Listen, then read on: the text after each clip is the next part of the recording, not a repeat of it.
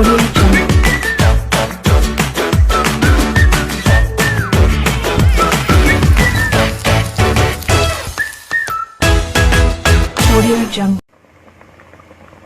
my chicken adobo, right? Parang hindi naman laging prito, hindi naman laging grilled. So right now, masarap naman ang adobo ko minsan. Lalo kung ako ang nag-adobo. My longanisa. Paano kayo natawag itong long? Eh, hindi naman siya long. Small ganisa naman. Just kidding. Okay. While waiting for my adobong manok, I have to have some longanisa for a moment. Luto na ang aking chicken adobo. Yan. O, diba? This is just perfect. Talagang dry siya. Talagang pinatuyo ko siya. Hindi ko hinayaan na may tubig o kaya may sabaw. Okay guys, this is just a very lazy night for me. So, ang gawin ko na lang, kain ko na lang, okay? Instead of doing anything else, kain ko na lang. And then, right after na kakain ako, sometimes bigla na lang akong antukin. I guess because of the fact na punong-puno yung tiyan ko. Because of the fact na kaya kabubusog ko lang. So, ganun ang nangyayari. Well, just like I usually do, I use my hand. It's much better kasi once you're at home, it's much better to eat with some hands. At least with my one hand, okay? My right hand.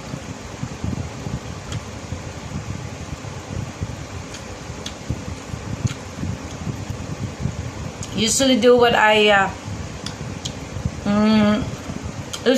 do for chicken, I should say.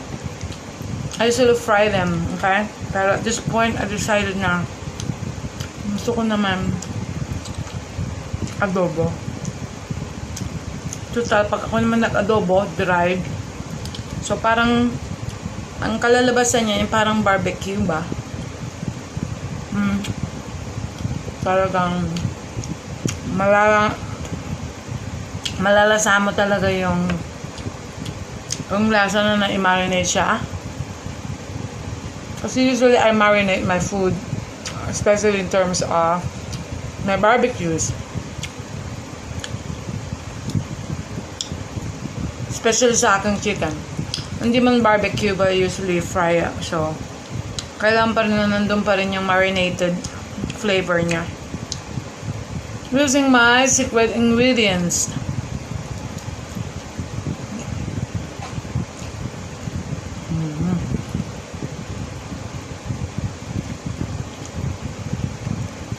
Pag adobo kasi kailangan talaga you have to eat with some rice. Yung katapat ng adobo Pag fried naman, kahit walang chicken, wala siyang rice. You can eat it without any rice or potato or kung ano pang ginagamit nila na pinaka-rice.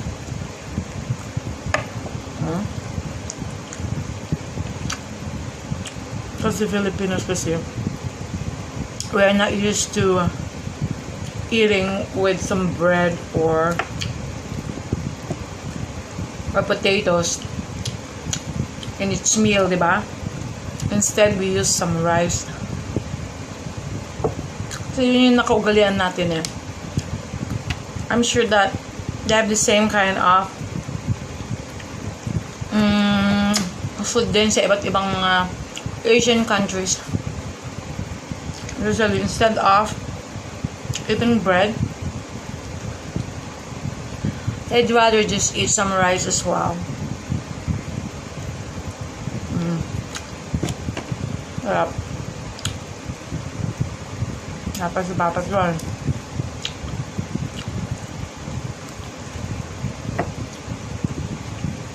Nag-pictorial siya. Hey! Lagi akong kinukulit ng mga pag-visit. Wala akong ginawa kundi I slept the whole day. That's basically what I do.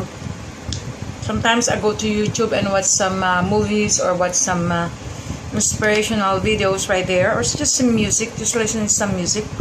Pero sometimes like yun na yung pampaantok ko. Yun yung pangkuha ko ng antok ba.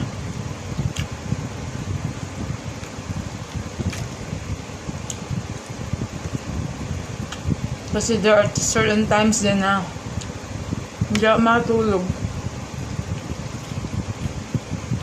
So, yun ang kailangan ko para lang makatulog. Yun yung pangkuha ko sa tulog ko. Nilagyan ko rin ng ganyan. Nadobo ko na rin yung niluto kong corn. Para na may lasa, di ba?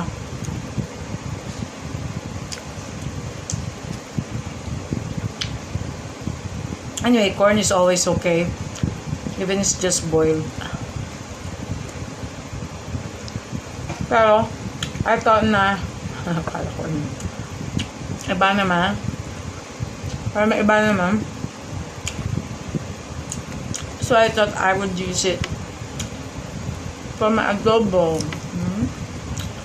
Nakain ko na nga yung iba kanina habang nagluluto ako.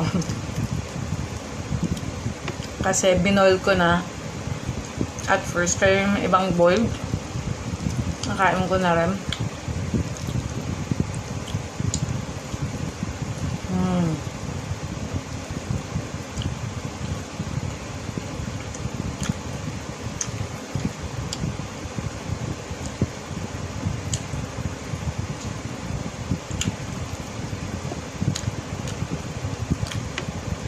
Sarap talaga.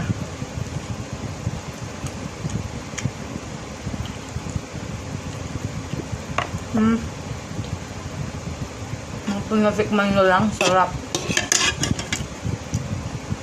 Nilagyan ko ng laurel. Ano pa nilagay ko? Some spices. Some hot chili powder. Black pepper.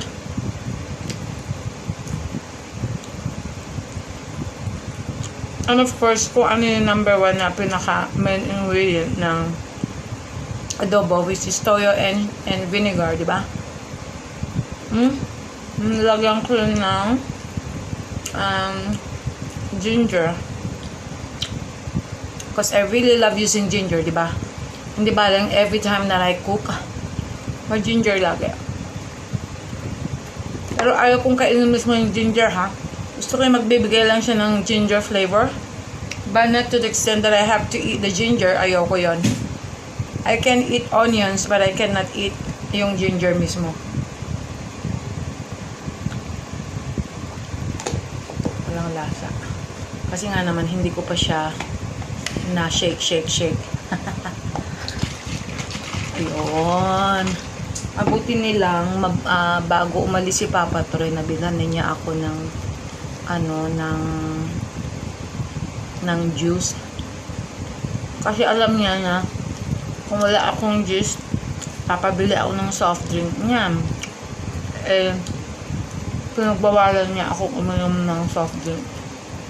So sabi niya, tingnan mo yung mga nasa YouTube, kung mga mahihilig sa soft drink, tingnan mo anong nangyari sa kanila. Ayun, yung tinignan ko nga naman, Diyos ko. They're prone to the cemetery. Malapit ang kanilang buhay nasa cemetery na. Sa iglap na lang nandun na sila. I have to consider his advice. Kaya instead na laging soft drink, hindi na. Juice na lang. Or sometimes, hindi na lang ako inom, kundi tubig na lang. Hindi na ako mamamatay na walang juice or soft drink. Ang idea ko kasi, minsan sabi ko na, kasi wala naman kasing lasa pag tubig lang. Oo nga, but we still need some water. we still have to eat some water. Diba? Kasi pag kulang ang water sa katawan natin.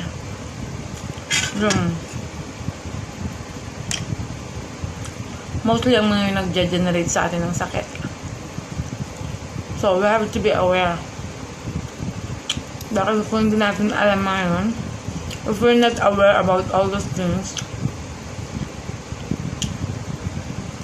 talagang mas may tendency na tayo magkakaroon ng sakit.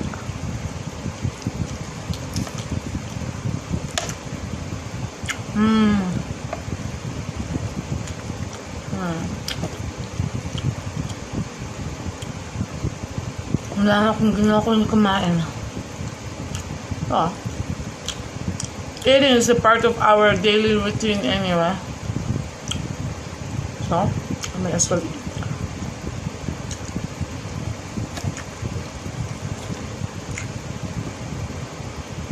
I may as well video. Diba? Bakit hindi?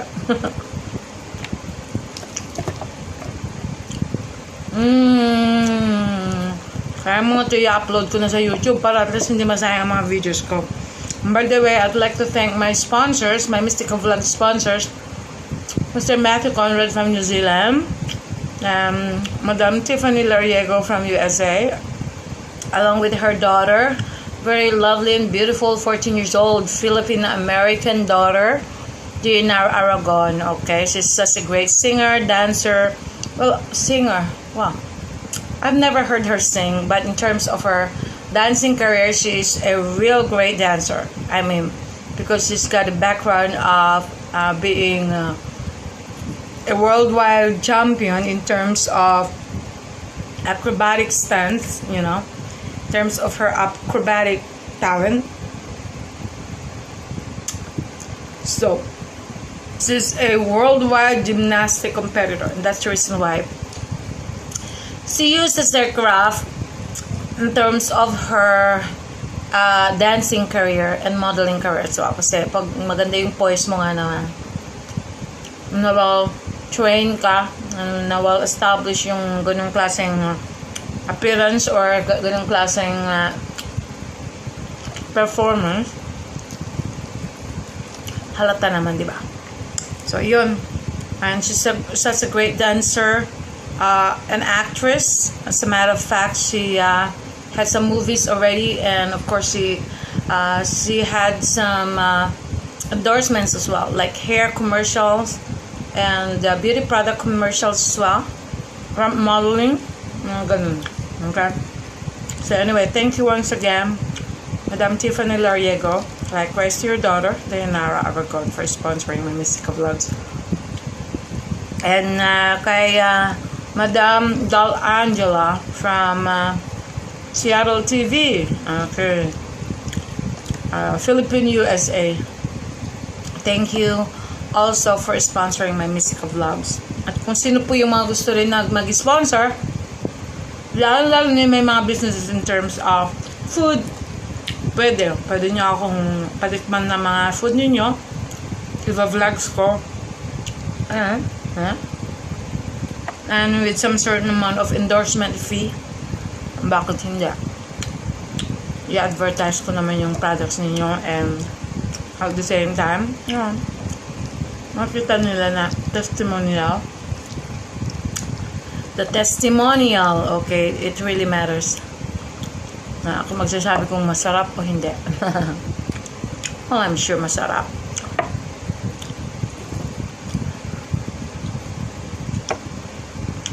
Ubus na. And huwag niyong kaligtaan na every time na meron na akong ipopost dito sa Facebook, and I have to make sure that they'll be posted on YouTube as well. So I have two accounts right there, the Mystica channel and the Mystica Celebrity channel as well. So please don't forget to subscribe. Tapos i-push nyo po yung bell button para in case na I'm gonna put more videos, at least may update kayo, okay? So please do that.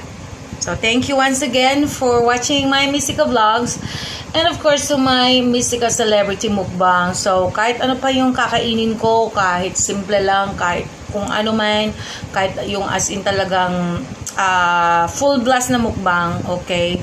So, I just make sure na alam niyo kung anong ginagawa ko dito. Kasi wala naman tayong ginagawa sa bahay, kundi we just have to do something, di ba? Pinagkakaabalahan. And of course, hindi na maiwasan yung kumain, you know, our everyday routine. So, you may as well watch kung ano yung mga pinag-aano ko dyan. Kung ano-ano yung kinakain ko, kung ano-ano yung mga pinagmumukbang ko. Okay? Alright. See you again later on, mga guys. I love you all.